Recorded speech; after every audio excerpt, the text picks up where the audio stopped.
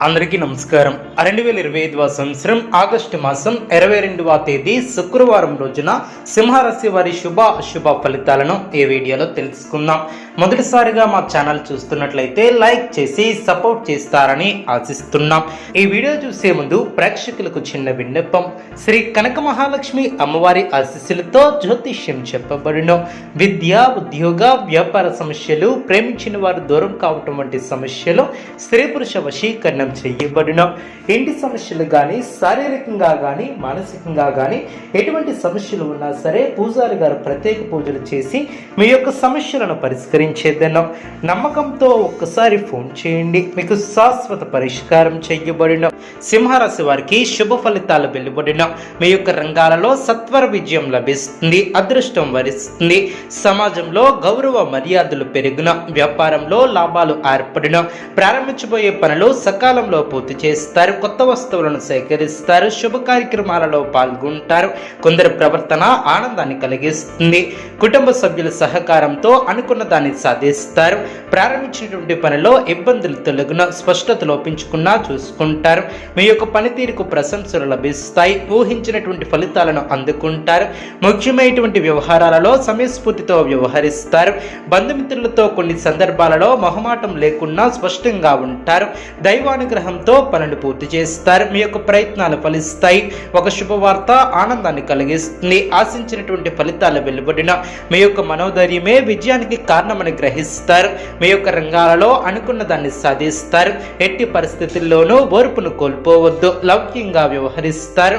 ఆశించినటువంటి ఫలితాలను సొంతం చేసుకుంటారు. ఆర్థికంగా లాభదాయకమైనటువంటి కాలమనే చెప్పవచ్చు.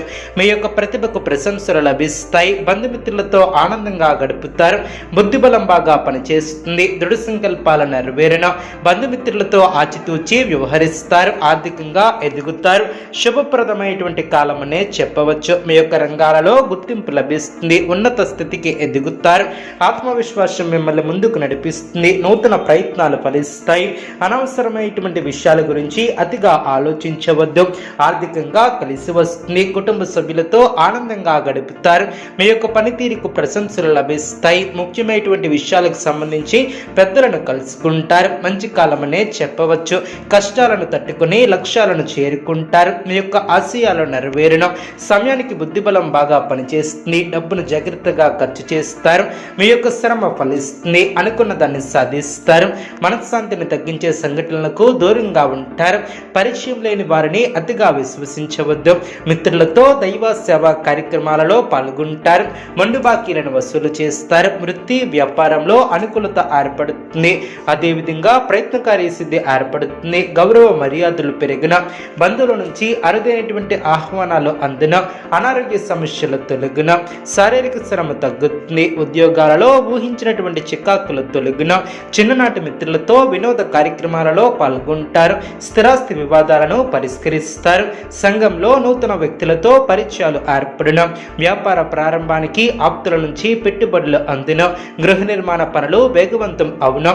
నూతన వాహన యోగం ఏర్పడిన, ప్రముఖులతో పరిచయాలు ఏర్పడిన, అదేవిధంగా చేపట్టినటువంటి పనిలో విజయాన్ని సాధిస్తారు. ఆధ్యాత్మిక సేవా కార్యక్రమాలలో పాల్గొంటారు. వృత్తి వ్యాపారం లాభసాటిగా సాగున, కుటుంబ పెద్దల నుంచి ఆశ్చర్యకరమైనటువంటి విషయాలను తెలుసుకుంటారు. లాభాలు ఏర్పడిన, వ్యవహారాలలో తొందరపాటు పనికిరాదు. ఒత్తిడి తగ్గుతుంది. ధనాదాయం బాగుంటుంది. విద్యార్థులకు నూతన యోగం ఏర్పడిన, సమాజంలో అనుకూలత ఏర్పడుతుంది.